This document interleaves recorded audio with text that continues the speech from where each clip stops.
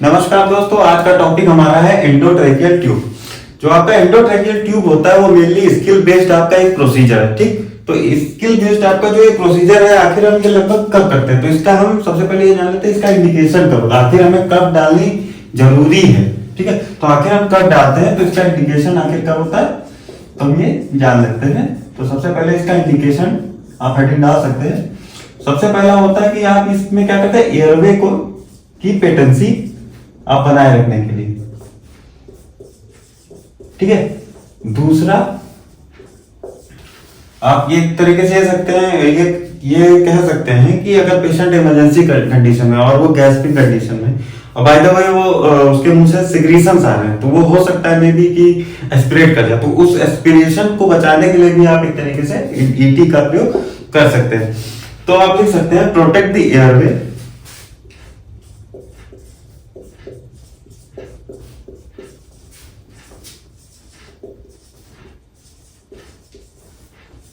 Against aspiration. ठीक, दूसरा मतलब तीसरा आपका अगला पॉइंट ये हो सकता है कि आपने अगर पेशेंट वेंटिलेट नहीं कर पा रहा है, एक तरीके से देख रहे हैं कि वो खुद से सांस लेने में एक तरीके असमर्थ है। ठीक है, इधर क्या लोग आपने देख लिया पहले से कि पेशेंट गैस्पिंग में है, तो पेशेंट सांस कहां से ले पा रहा है, अगर नहीं ले पा रहा है तो एक तरीके से आप फेलर टू एक तरीके से वेंटिलेट। ठीक है, अगर फेलर टू अगर वेंटिलेट नहीं कर पा रहा है तब भी आपको क्या करना है, ईटी आपको डालना है। ठीक, तो आप लिख सकते हैं फेलर टू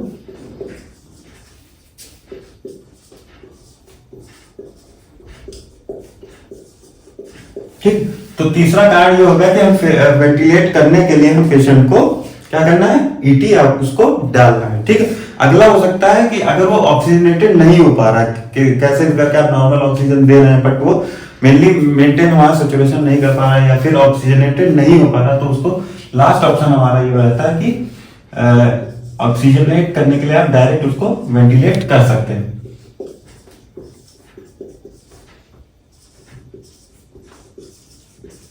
एक तरीके से बहुत से कारण है एंडोट्रेकियल ट्यूब डालने का, लेकिन मेनली हमारे ये जो मेन है, अगर पेशेंट को हमको जान बताना है तो लगभग हमें इन कंडीशनों में हमें ईटी का प्रयोग करना ही करना पड़ेगा। ठीक है, जैसे पहले आपको एयरवे उसकी पेटेंसी बनाए रखने के लिए आपको उसको क्या करना है, ईटी डालना है। ठीक, फिर दूसरा आपका अगर वो एस्पिरेशन के चांसेस आपको लग रहे हैं कि वो एस्पिरेट कर सकता है तो उस कंडीशन में भी आपको ईटी डालना है। ठीक है, फिर अगला है कि अगर वो वेंटिलेट नहीं हो पा रहा है, ठीक, वो फेल हो रहा है, बार बार वेंटिलेट नहीं हो पा रहा, तो आप अगले पॉइंट में आप कह सकते हैं हाँ उसको हमें जरूरत पड़ सकती है। ठीक, आखिरी आपका ये है कि उसे ऑक्सीजनेटेड के लिए भी अगर ऑक्सीजनेटेड स्वयं से नहीं हो पा रहा तो आप क्या करेंगे, उसको ईटी डाल। अब हम ये आगे जानेंगे इसके बारे में कि आखिर ये ईटी कितने टाइप की होती है। ठीक, तो ईटी जो होती है आपकी 2 टाइप में होती है। कितने टाइप की होती है आपकी, 2 टाइप में। एक आपकी क्या होती है, कप्ड, दूसरी क्या होती है, अनकप्ड। ठीक, तो पहले हम लिख लेते हैं कप्ड। जो कप्ड ईटी होती है वो क्या होती है आपकी, दूसरी आपकी क्या है, अनकप्ड। ठीक, जो कप्ड है आपकी वो मेनली आप लोग किसमें इस्तेमाल करते हैं, एडल्ट में, तो आप लिख सकते हैं इधर एडल्ट। ठीक, और जो अनकप्ड होती है वो ज्यादातर आप लोग किसमें इस्तेमाल करते हैं, चिल्ड्रन में। ठीक है, कप्ड हम लोग अगर एडल्ट में इस्तेमाल करते हैं तो क्यों करते हैं, और अनकप्ड हम लोग चिल्ड्रन में इस्तेमाल करते हैं तो क्यों करते हैं, उसका रीजन क्या है। तो जो अनकप्ड होती है आपकी मेनली जो होती है, जो बच्चे होते हैं उनका जो आपका इसोफेगस एक तरीके जो एयरवे होता है वो एक तरीके नैरो होता है। ठीक है, तो अगर नैरो होता है कि इंजरी होने के चांसेस लगभग उनमें ज्यादा होते हैं, तो इसलिए हम उसमें अनकप्ड का प्रयोग अधिक करते हैं। लेकिन क्या नाम लो एडल्ट में क्या नाम लो नैरो ना होकर के लगभग लार्ज में भी होता है, जिससे जगह जो है काफी होती है, इस वजह से हम लोग एडल्ट में कप्ड का इस्तेमाल करते हैं। दूसरा इसका मेन रीजन है कि ये एयर से टाइट भी हो जाता है।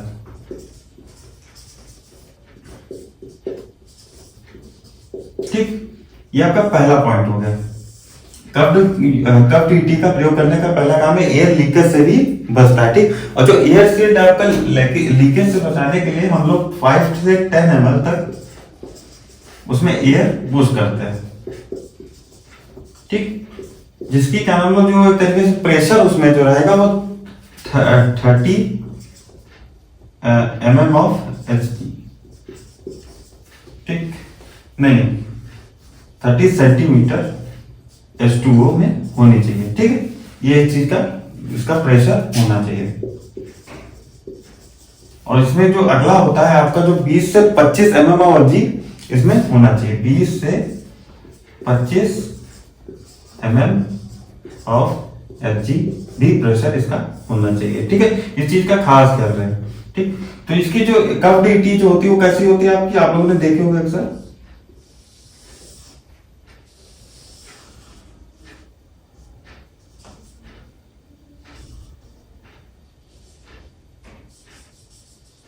ये आपका इस जगह पे बलून होता है, क्या होता है आपका, बलून होता है, ठीक। और ये जो होती है आपकी मर्फी आई बोली जाती है, ठीक। मतलब ये जो मर्फी आई होती है यहाँ पे, ये मेनली क्या करती है, अगर क्या नाम है, यहाँ पे अगर ये ब्लॉक हो जाता है, ठीक है, यहाँ पे अगर ये ब्लॉक हो जाता है, लगभग हमारी ये मर्फी आई काम करती है। और ये इधर से सामने से चलाता है, ये इसका जिसे हम बोलते हैं पायलट बलून, क्या बोलते हैं इसे, पायलट बलून, ठीक। और बाकी ये आपका जानते ही होंगे, ये वेंटिलेटर से आपके जुड़ जाता है। और इधर इधर जो अनकप्ड होती है वो इसकी साइज यूं होती है,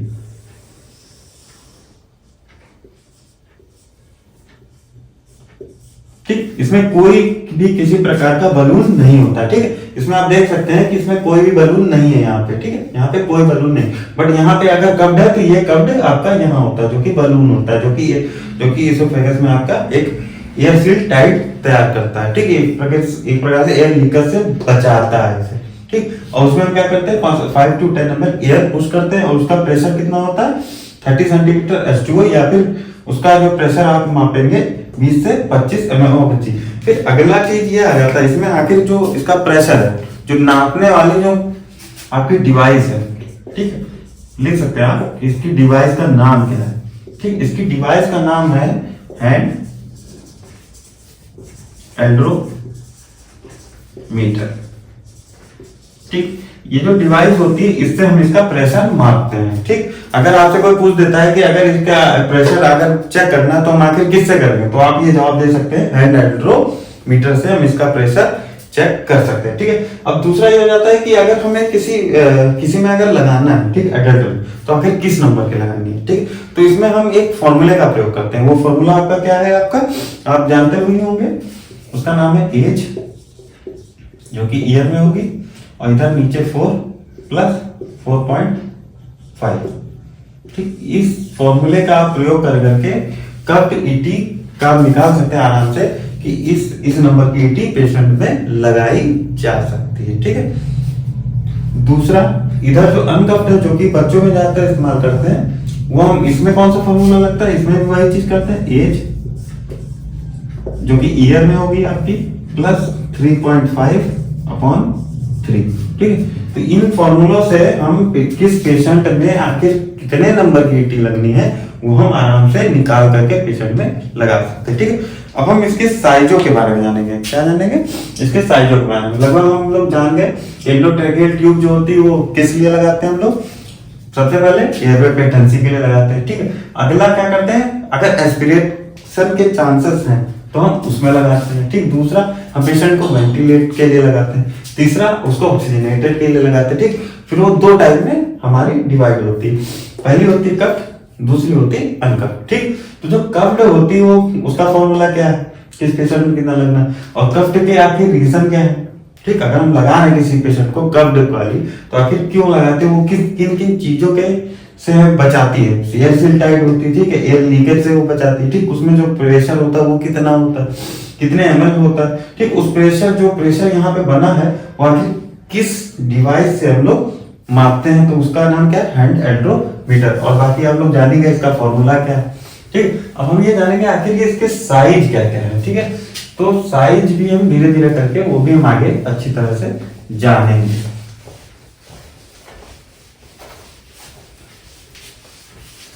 तो शुरू करते हैं हम साइज, ठीक। ईटी आप हेडिंग डाल सकते हैं, ईटी साइजेस, ठीक। सबसे पहली होती है आपकी 2.5 to 4, ठीक। दूसरी होती 4 to 4.5, ठीक। फिर आपकी होती है 5 to 7, ठीक। 5 to 7 के बाद आपकी 7 to 8, ठीक। फिर आप लिख सकते हैं 8 to 9.5, ठीक। फिर आप लिख सकते हैं 8 to 8, फिर आप लिख सकते हैं 7.7 से 9, ठीक। फिर आप लिख सकते हैं 6.5 to 8.5, ठीक। इसके आगे आप लोग एक काम करिएगा, mm जो है लगा लीजिएगा, ठीक है। इसके आगे आप लोग जोड़ लीजिएगा mm।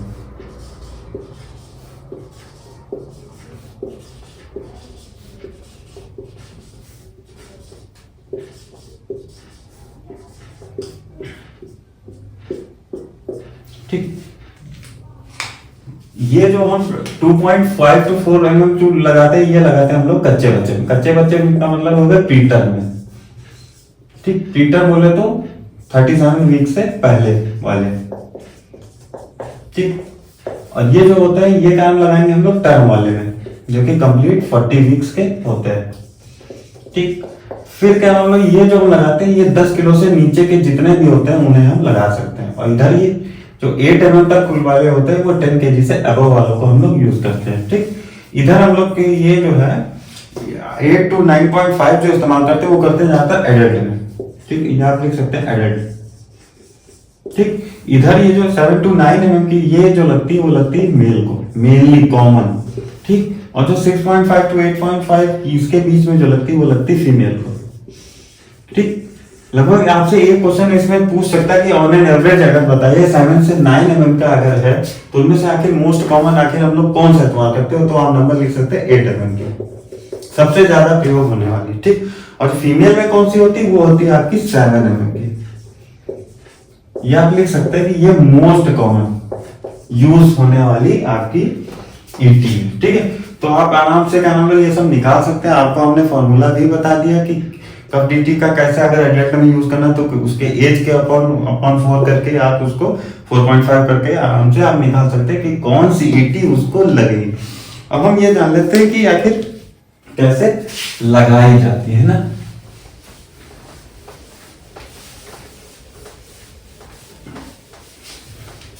ठीक है, अब हम ये जानेंगे कि आखिर हम लोग लगाते कैसे, ठीक।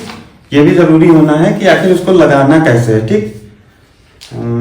तो शुरू करते हैं उसकी लगाने का तरीका, ठीक है। तो सबसे पहले ये होगा कि इंडोट्रेकियल जो हम लगाने जा रहे हैं, सबसे पहले ये होता है ना कि उसको हम पोजीशन कौन सी देंगे। तो सबसे पहले चीज आ जाती है पोजीशन, ठीक। पोजीशन में सबसे पहले आ जाएगा पेशेंट को देंगे कौन सी पोजीशन, स्निफिंग पोजीशन, ठीक है। स्निफिंग पोजीशन का मतलब ये होता है कि पेशेंट को आपने लेटाया और क्या किया, head tilt and chin lift, ठीक। मतलब हेड टिल्ट और चिन लिफ्ट किया, मतलब आपने सीधा किया, पेशेंट का ओपन माउथ किया। ओपन माउथ करने के बाद आपने क्या चेक किया, मलमपट्टी क्लासिफिकेशन। आपने उसके अगले बार क्या किया, मलमपट्टी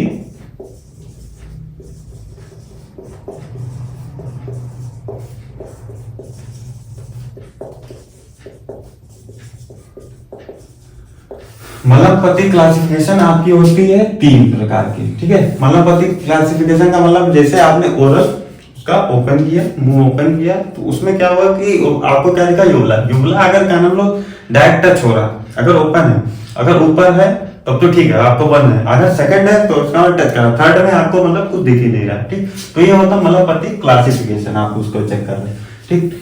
स्निफिंग पोजीशन दे दी। अगर मेनली पेशेंट अगर आपका ओबेज हो तो ओबेज में आप कौन सी पेशेंट उसको आके कौन सी पोजीशन देंगे, आप उसको देंगे रामपेट पोजीशन,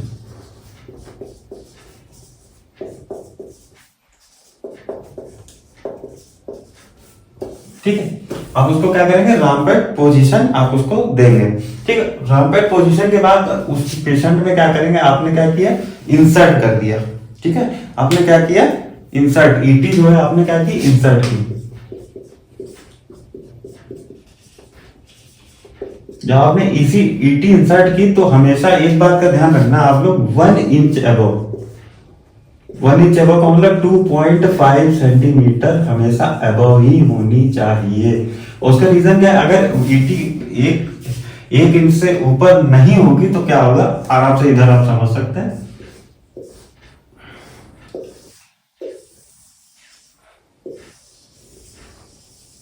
हम डायग्राम थोड़ा कम बना पाते हैं लेकिन काम चला हो गया। ठीक, मतलब यह है कि 1 इंच का मतलब आपकी जो ईटी रहेगी वो यही रहेगी। ठीक, अगर बाय द वे आपने यहां कर दी, ठीक, तो अगर ये यहां आ गई तो इसका मतलब इसी लंग्स को एक तरीके राइट और लेफ्ट, तो इसी को ही मेनली आपको एयर मिलेगी। ठीक, अगर आप वेंटिलेट चाहते हैं कि दोनों को मिले तो आपको हमेशा 1 इंच अबव ही रखना है। ठीक, कितना रखना है, 1 इंच अबव। ठीक, इस चीज का खास ख्याल। ठीक, अगर आपने अगर इधर कर दी, टिल्ट हो गई तो क्या होगी, लेफ्ट को ज्यादा मिलेगी, फिर राइट को नहीं। तो करना ये है कुल मिला के आपको बराबर लंग्स को दोनों तरफ क्या नाम लो एयर पहुंचनी चाहिए, वेंटिलेट होनी चाहिए। ठीक है, अगला क्या है आपका, इसको जो है आपने जब लगा दिया तो उसके जो फिक्स करने की जगह है, फिक्स करने की जगह क्या रहेगी, आउटर कॉर्नर।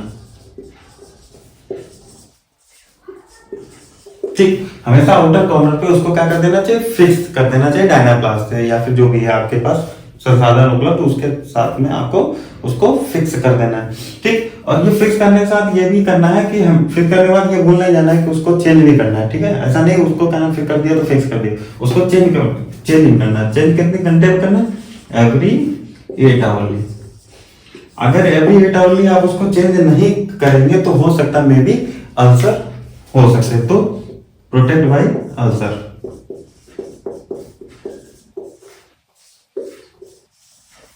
ठीक, तो आप हम ये अच्छी तरह जान गए कि आखिर इसका मैकेनिज्म क्या है, किस तरीके से आखिर हम लोग लगाते हैं। ठीक है, तो सबसे पहले अगर क्या normal patient, normal healthy patient है तो उसको हमने क्या दे दिया, स्नीफिंग पेशेंट, स्नीफिंग पोजीशन दे दिया। स्नीफिंग पोजीशन देने के बाद आपने क्या चेक किया, मलापट्टी क्लासिफिकेशन। ठीक है, मलापट्टी क्लासिफिकेशन के बाद अगर मेनली अगर नॉर्मल ना रखे ओवेज हुआ तो आपने उसको रैम्पेट पोजीशन दे दिया। रैम्पेट पोजीशन मतलब सीधा लिटाया और गर्दन में या नीचे शोल्डर पैड लगा करके एक तरीके से आपका जो है स्ट्रेट हो गया। ठीक है, इसोफेगस आपका स्ट्रेट हो गया, आपका ट्रैकिया आराम से विजुलाइज हो रहा है। ठीक, अगला फिर ईटी इंसर्ट किया, ईटी जब इंसर्ट किया तो आपने कहा किया, 1 अबव कैरिना। ठीक है, ये जो पार्ट होता है आपका कैरिना कहलाता है।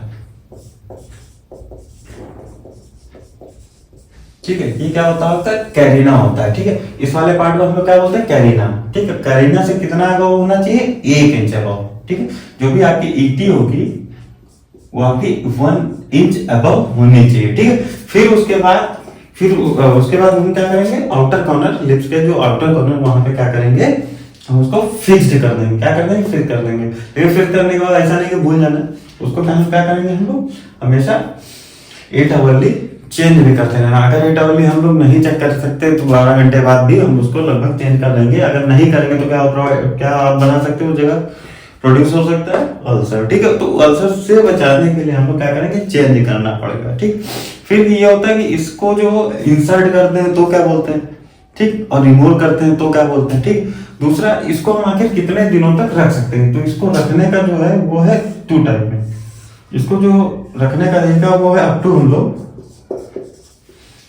लोग 14 डेज तक रख सकते हैं। ठीक है, अगर मेनली 14 डेज तक भी अगर कभी कभी होता है कि मेनली कंडीशन पेशेंट की इतनी नहीं होती तो हो सकता है इसके दिन भी बढ़ाया जा सकता है। तो मेनली हम ज्यादा से ज्यादा इसको मैक्सिमम अगर कहेंगे तो हम लोग 21 डेज तक रख सकते हैं। ठीक है, कभी कभी ऐसा होता है कि क्या ना 21 से 22वां दिन भी हो सकता है। ऐसा नहीं कि 21 दिन में पेशेंट हमारा ठीक है। ठीक, ऐसा नहीं। अगर होता है ये एक तरीके से आप इसको कह सकते हैं टेम्परेरी। ठीक है, अगर क्या नाम रखना है तो आपको 21 दिन तक रखना ही रखना। अगर क्या नाम 21 दिन तक नहीं तो अगर 22वें दिन हो रहा है तो आप फिर डायरेक्ट फिर परमानेंटली के लिए आप जा सकते हैं डायरेक्ट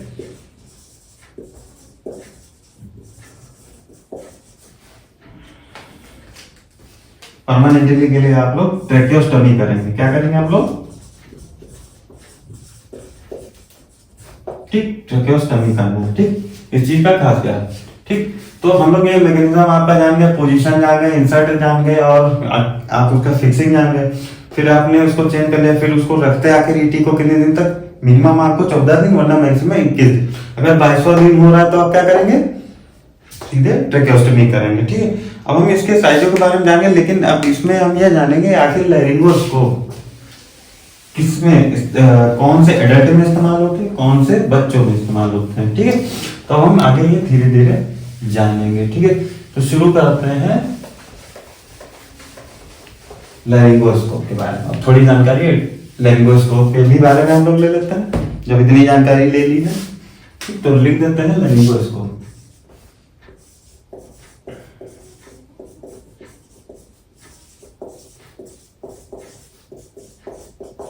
ठीक, जो लैरिंगोस्कोप होते हैं वो भी आपके 3 प्रकार के होते हैं।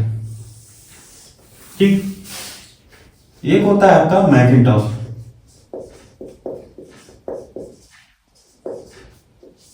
आगे लैरिंगोस्कोप आप जोड़ लेना। ठीक है, फिर अगला होता है आपका मिलर। ठीक, तीसरा आपका डिजिटल होता है जो कि आजकल बहुत ही फेमस चल रहा है। ठीक, आप लोग लैरिंगोस्कोप आगे जोड़ लीजिएगा। ठीक है, जो मैकिन्टॉश नाम का आपका लैरिंगोस्कोप होता है वो मेनली होता है आपका कर्ड होता है। ठीक है, मैकिन्टॉश आपने देखा होगा ज्यादातर कर्ड होता है। ठीक ठीक, और ये जो मिलर जो होता है आपका ये होता है स्ट्रेट। इसकी जो ब्लेड रहेगी वो आपको स्ट्रेट मिलेगी। और जो डिजिटल होता है वो मेनली दोनों हो सकता है। ठीक है, मतलब वो इस तरीके से होता है, इधर ही पीछे, मतलब जब चाहे तब आप उसको चेंज कर सकते हैं। ठीक है, जो आपका कर्ड होता है वो मेनली इस्तेमाल करते हैं हम लोग एडल्ट में। ठीक, और जो स्ट्रेट आपका होता है वो करते हैं हमेशा चिल्ड्रन में। ठीक, तो इस चीज का भी ध्यान रखना है कि हमें किस में आखिर कौन सा करना है, एडल्ट में किसका करना है और बच्चों में किसका करना है। ठीक है, अब इनकी जो साइजें होती है वो हम ध्यान लें। इसमें आप डाल सकते हैं साइजें लैरिंगोस्कोप।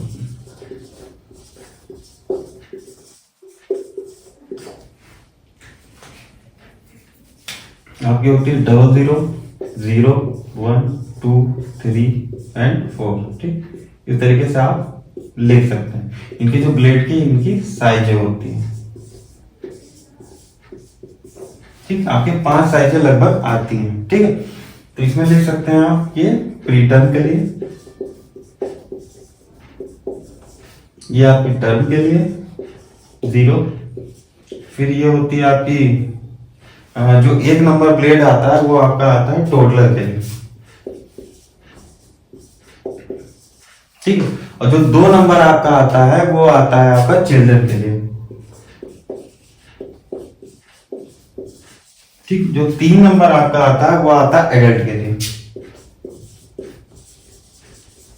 ठीक है, और ये जो 4 नंबर की ब्लेड आती है वो लार्ज एडल्ट के लिए आती है। ठीक, तो अब हम ये जान गए कि आखिर इनकी जो साइजें होती है लैरिंगोस्कोप की, उनकी ब्लेड की साइजें क्या क्या होती हैं। ठीक है, और कितने कितने टाइप के आखिर लैरिंगोस्कोप आते हैं, उनके साइजें इनकी क्या क्या है। आप इनके आगे mm जरूर जोड़ लगा लीजिएगा। ठीक है, दूसरी ये जो कान कर्ड होती है वो आपकी कैसी होती है, आप डायग्राम से या फिर कहीं ना कहीं आपने देखा होगा, या कि यूं होती है। ठीक, बाकी ये जो स्ट्रेट जो होती है वो ऐसे होती है। ठीक है, इस तरीके से ये इनके डायग्राम होते हैं। ठीक, लगभग हम लोग आज अच्छी तरह जान गए कि लैरिंगोस्कोप की साइजें क्या होती है और ईटी की साइजें क्या होती हैं। ठीक है, ये सब आप अच्छी तरह आज ये जान गए। ठीक, अब हम ये जान लेते हैं कि आखिर जो ईटी इंसर्ट करते हैं तो उसका मेडिकल टर्म क्या है, और अगर रिमूवल करते हैं तो क्या कहते हैं। अब एक तरफ लिख सकते हैं इंसर्ट,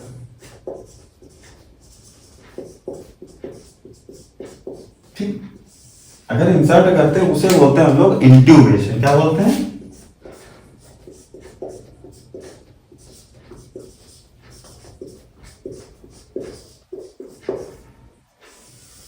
ठीक, और इधर लिख लेते हैं रिमूवल।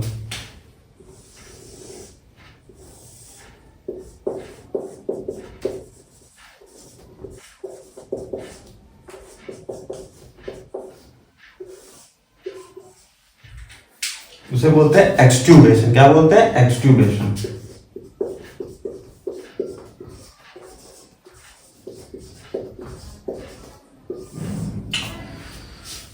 ओके, तो आज हम ये जान गए आखिर ईटी के बारे में कि ईटी आपकी कितने टाइप की होती है। ठीक है, सबसे पहली चीज ईटी आपकी कितने टाइप की आपकी होती है? दो टाइप की, एक होती है कप्ड होती है, दूसरी अनकप्ड होती है। ठीक है, कप्ड किसमें इस्तेमाल करते हैं, अनकप्ड इस्तेमाल किसमें करते हैं। ठीक है, तो ये सब आज आखिरी हम लोग उसके साइज के बारे में, लैरिंगोस्कोप के बारे में, उसके साइजों के बारे में, उसका इंडिकेशन क्या है ईटी का। ठीक है, तो हम लोग कब किसमें क्या इस्तेमाल करते हैं, कब कितने समय और क्या पोजीशन देनी चाहिए, ठीक, कितने दिनों तक लगाई जा सकती, ठीक है, कितने दिनों मैक्सिमम तक हम यूज कर सकते हैं ईटी को, तो ये सब हम जान गए।